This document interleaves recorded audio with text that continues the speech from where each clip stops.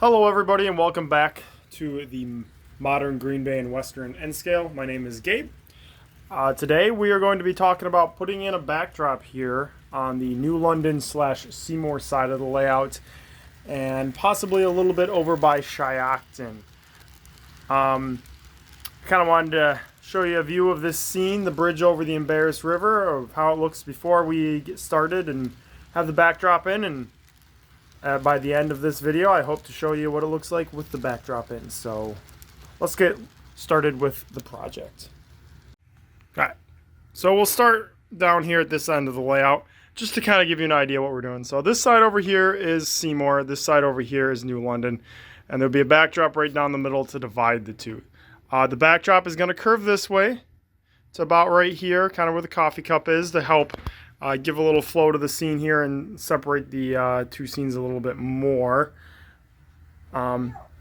Keep going down here, all the way down the middle. This we'll have to contend with because I didn't really think about it when I built it, about the backdrop too much. And then also this is another tricky spot. It's going to curve this way to here. Also, we got a backdrop that needs to go behind Grand Valley Forest Products and also accommodate for the sneak off here because I want the sneak off to be visible. So that's going to be a little bit tricky. Not 100% sure how we're going to go about this quite yet. I got an idea in my head, and hopefully we don't crash and burn. And if we do, this will be a great video on what not to do. Okay, we're going to be using hardboard for the backdrop itself. It's flexible. I bought a 4x8 sheet at Home Depot. I think it was about 12 bucks, and I ripped it into 4 1x8 sheets to kind of start with, give me an idea, place to work with. I have this for painting. I'm going to use this kind of as a primer to help get the particle board white. I was originally just going to paint it blue and not do a primer or anything, but I figured with brown, I'd rather not have to paint so many coats of blue. So we'll do a quick rattle can worth of white on it, and then we will do blue, just a plain blue. The next step is to clean off everything on this side of the layout because we're going to be doing some pretty good construction. Okay, so I'm going to paint these because this will probably take the longest to dry. The rest of this is going to be just screwdriver, but using Krylon Fusion All-in-One, just found it in the Hobby Lobby. Just plain white, just to kind of have something for the blue to adhere to. We're doing it in the garage today because it's raining out, and I think the wife would be upset if I spray painted inside the house.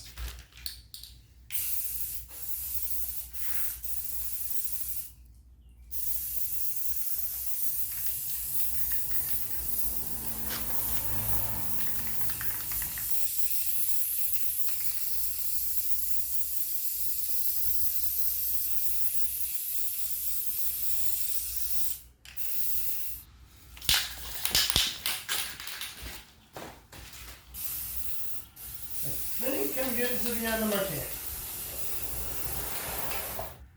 So I'm fairly certain I'm really over-engineering my backdrop here, but I want it to work well. So I have these 2x2s. I'm going to cut to about 13 inches.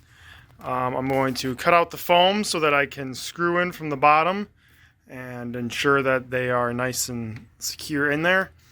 What I'm first going to do is, since this is going to be the curve, I'm going to mark where I want the end to be, so then the hardboard will go on either side of this all the way down.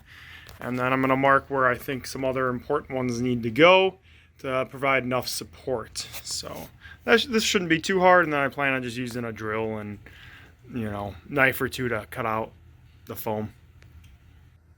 So here's the mark for the first backdrop post I got. I'm going to use this kind of drill bit to help dig out some of the foam here, just to get down to the plywood, so that way I'm able to screw into the post.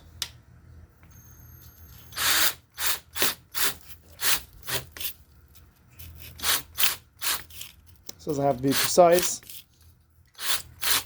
but it just kind of helps me get it chewed out a lot easier than using just a knife and a chisel or something.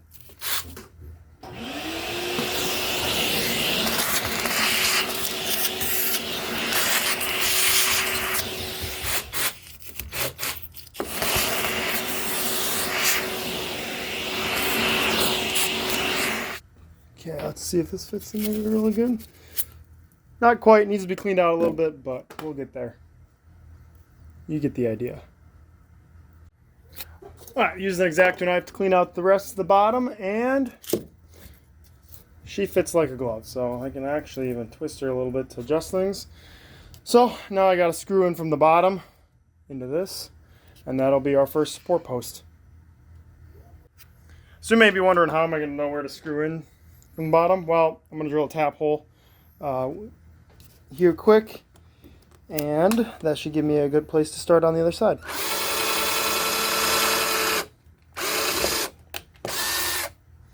Alright, just going to use a drywall screw because that's what I got laying around to screw this in. I already started the screw down below. Hold it in there, and there we go. Now to do a few more down here. I think you get the idea, and I will show you what I got when I'm done.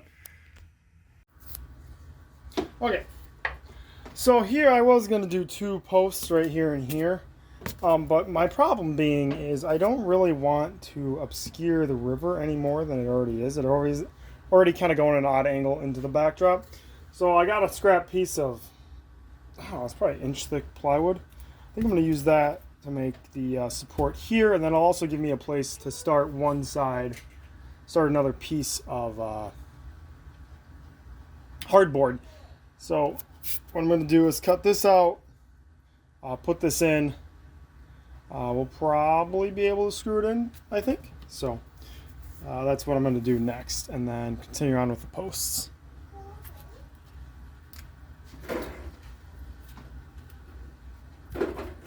The other reason for doing this is there's a building that goes directly on the other side of the backdrop here. Performance core. So I want to make sure I got room for that building too. So I think this will be the best compromise between the two. For most of the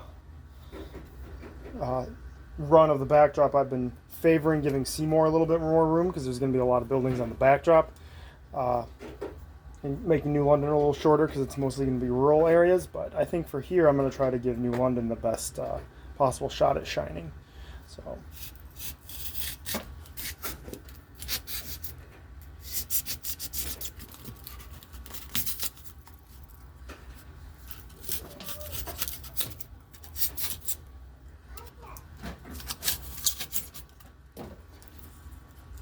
Okay, getting a little impatient.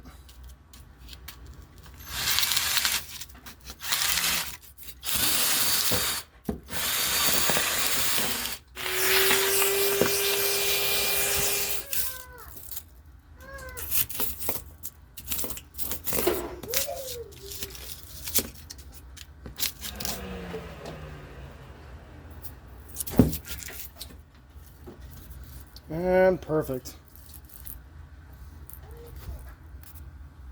And there are all the posts. I got them all in, including the piece of plywood, which will help this process work out a little better, I think, and make the backdrop look a little better there. Is this the easiest way to go about this? No. Should I have planned for this beforehand? Before putting down the foam and stuff? Yes.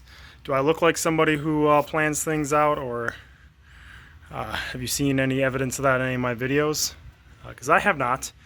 And you sometimes just kind of got to wing it and make stuff up, and I think this will work pretty well. So let's go look at how the primed hardboard looks. Okay, here's how the primed hardboard turned out. As you can see, I didn't have quite enough white spray paint to finish. And as you can see, it's not fully covered, but I think it will do for just essentially priming. So let's get a piece and put it out on the layout. Okay, now I got the primed hardboard there. I decided I'm going to cut it here at this post, so that way I can start, probably going to have to overlap it a bit, just the way that it's going to be, so that it can continue around to this direction and continue on that way. But so I'm going to go cut that quick, and then we'll screw in this side, and then we'll go work on the other side. Oops. Alright, and then I'm going to screw this in here. You may wonder why I'm not painting it right now, or painting it since I painted it white. Why am I not going to paint it blue before I put it up there? It's because I'm going to screw it in. So, kind of would ruin the whole paint job of whatever I did. So we'll have to do it while it's up here, for better or for worse.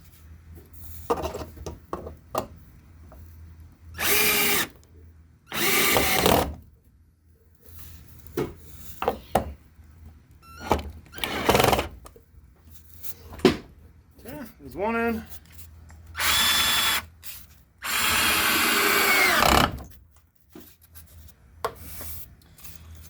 Okay, there we go.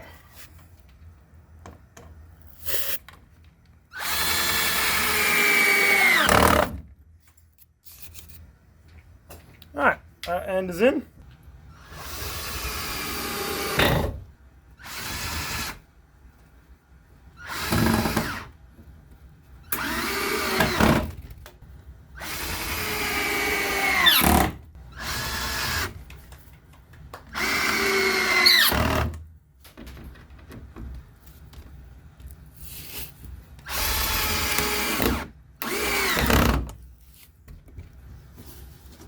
Okay, so I ran into a bit of a snafu.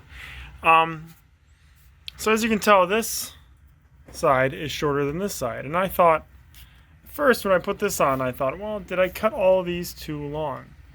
But what I realized is I must have had not a 4x8 sheet of hardboard, but a 3 feet 11 inches and a half by 4 or by 8 piece of hardboard, because all the other ones are 1 feet, and considering this is a side of the hardboard, like a hard side that was already cut before I got it, it's probably what happened. So I'm gonna have to cut off 1/2 inch of everything else to make it look uniform, which is just awesome. So okay, after that snafu, we got this side screwed in. Now we're gonna have to focus in on that area down there. Okay, and we're gonna leave off there for the time being. I started editing this video last night and realized it was gonna be way too large for just one video. So on that note, this is the end of part 1. Part 2 will be out soon. I'm gonna leave you with this view of an intermodal train stopping on the siding here in New London. Just so you can see kind of how the backdrop works. I think it looks pretty good even without it being painted blue or any scenery or anything yet. So I look forward to seeing you on the next in the next video. Please like and subscribe. Appreciate it watching. Bye.